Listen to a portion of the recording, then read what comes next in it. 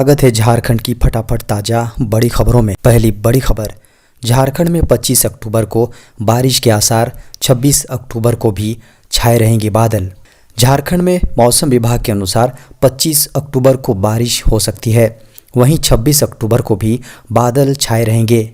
बंगाल की खाड़ी के दक्षिण पूर्व व ईस्ट सेंट्रल के सीमावर्ती इलाकों में लो प्रेशर का एरिया बना हुआ है, जिसके कारण से बारिश की संभावना जताई जा रही है। मौसम विभाग के अनुसार 25 अक्टूबर को झारखंड के पूर्वी व निकटवर्ती मध्य भागों में कुछ इलाकों पर हल्की बारिश होने की संभावना है। बारिश झारखंड के उत्तर पूर्वी, दक्षिण पूर्वी और पूर्व एवं मध्य हिस्से में हो सकती है। वहीं 27 अक्टूबर को 27 अक्टूबर के बाद तापमान में लगातार गिरावट देखने को मिल सकती है। इससे ठंड में वृद्धि दर्ज की जा सकती है। हालांकि झारखंड में ठंड ने दस्तक दे दी है और अब ठंड के साथ बारिश की भी संभावना है। विजयादशमी तक तो आसमान साफ रहा, लेकिन मौसम विभाग के अनुसार 25 अक्टूबर को वर्षा हो सकती है और 26 अक्टूबर को भी बादल छाए रहेंगे। 27 अक्टूबर को तापमान में गिरावट महसूस हो सकती है, इससे ठंड बढ़ने की संभावना है।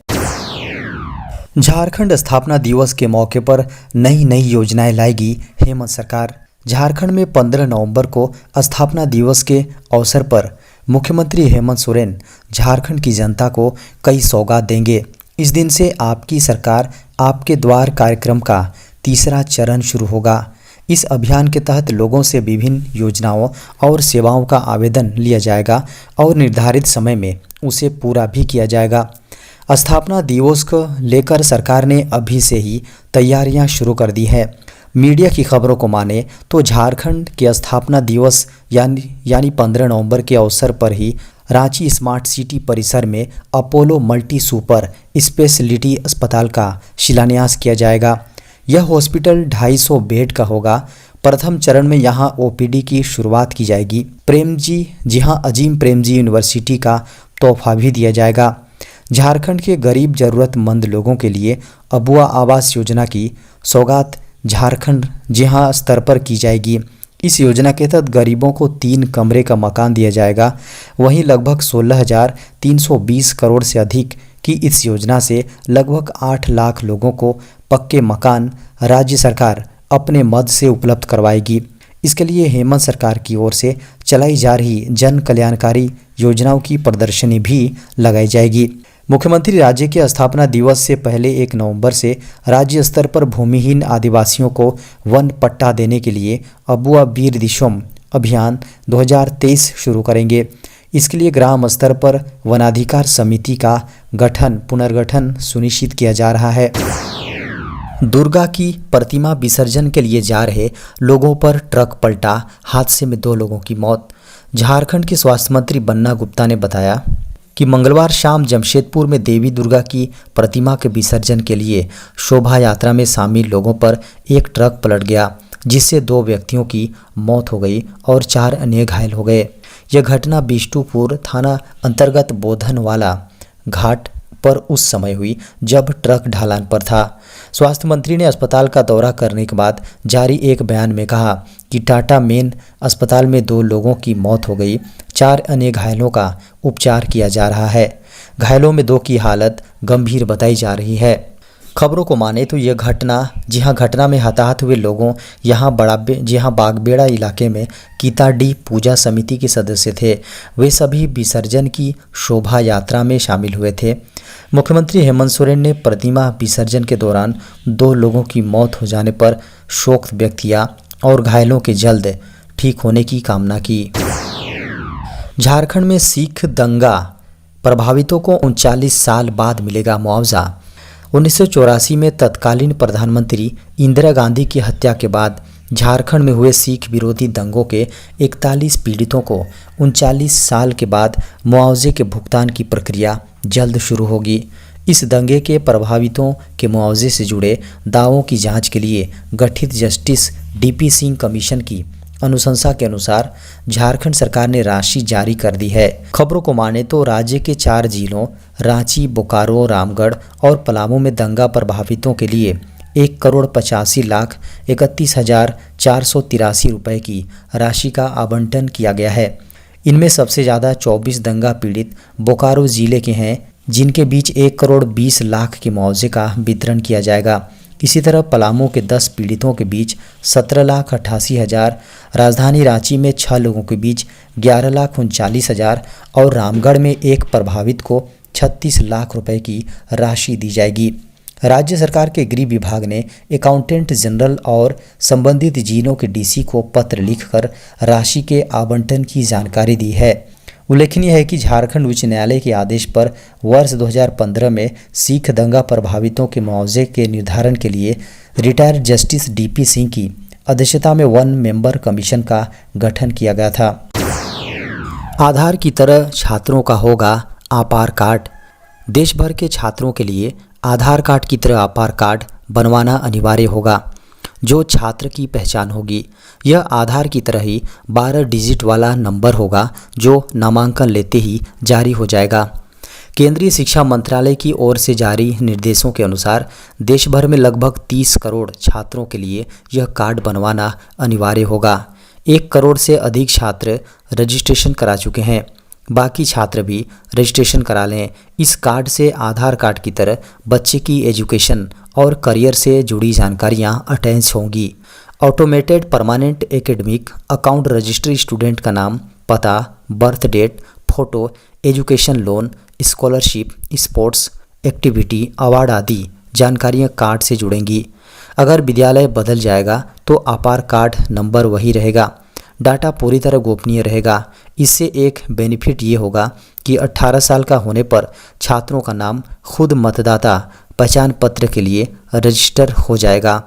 छात्रों को क्रेडिट स्कोर मिलेगा, जिसका फ़ायदा हायर एजुकेशन के लिए और नौकरी के लिए अप्लाई करते समय मिलेगा। वहीं सबसे ज़रूरी बात है कि आधार कार्ड आधार कार्ड से भी लिंक होगा। आधार कार्ड स्कूल और कॉलेज में बनेंगे। इसे बनवाने के लिए माता पिता की सहमति अनिवार्य होगी। इसका डाटा शिक्षण विभागों और संस्थानों से शेयर होगा। इससे जुड़े रिकॉर्ड डिजी लॉकर में उपलब्ध होंगे। नौकरी पाने के लिए भी आधार नंबर सीधा इस्तेमाल कर सकेंगे। नौकरी पाने के बाद स्किलिंग, रीस्किलिंग या अप स्किलिंग में भी इसका इस्तेमाल होगा। ट्रेनों और बसों के सफ़र के दौरान इस कार्ड को दिखाकर स्टूडेंट्स को किराए में छूट भी मिलेगी। IOCL में 1720 पदों पर होगी भर्ती।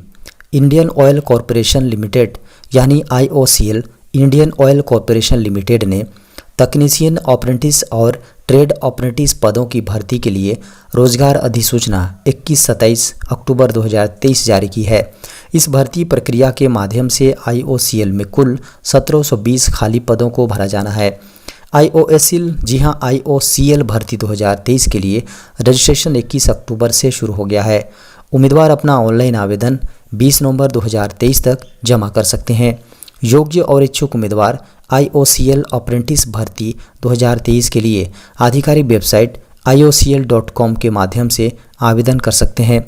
तकनीशियन या ट्रेड अप्रेंटिस के रूप में भर्ती होने के लिए उन्हें एक लिखित परीक्षा उत्तीर्ण करनी होगी। IOCL पात्रता मानदंडों को पूरा करने के लिए उम्मीदवारों की आयु 18 वर्ष से 24 वर्ष के बीच होनी जरूरी है। हालांकि शैक्षिक योग्यता पद दर पद भिन्न होती हैं। पात्रता मानदंड को विस्तार से जानने के लिए आधिकारिक IOCL अधिसूचना देख सकते हैं।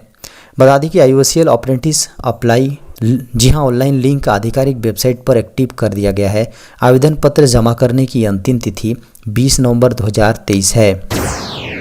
चंद्रयान 4 की तैयारी कर रहा इसरो, जाने इस मिशन में होगा क्या खास। चंद्रयान 3 की कामयाबी के बाद भारतीय अंतरिक्ष अनुसंधान संगठन यानी इसरो अब चंद्रयान 4 की तैयारी कर रहा है। चंद्रयान 3 की सॉफ्ट लैंडिंग के बाद अब इसरो दोबारा चांद पर जाने की योजना बना रहा है। इसके लिए इसरो ने जापान की एरोस्पेस एक्सप्लोरेशन एजेंसी यानी JAXA के साथ साझेदारी की है। दोनों एजेंसियां मिलकर चंद्रयान 4 के जरिए चांद की सतह पर पानी का पता लगाने वाली हैं। इस प्लान को लूनर पोलर एक्सप्लोरेशन मिशन या चंद्रयान 4 कहा जा रहा है। चंद्रयान 4 का मकसद चांद पर पानी का पता लगाना है असल में चंद्रयान 3 के जरिए लैंडर विक्रम और रोवर प्रज्ञान ने चांद की सतह पर पानी के संकेत दिए थे। इस जानकारी को काफ़ी अहम माना जा रहा है। इसके अलावा चंद्रयान 3 के जरिए तत्वों की खोज सहित कई और जानकारियां सामने आई।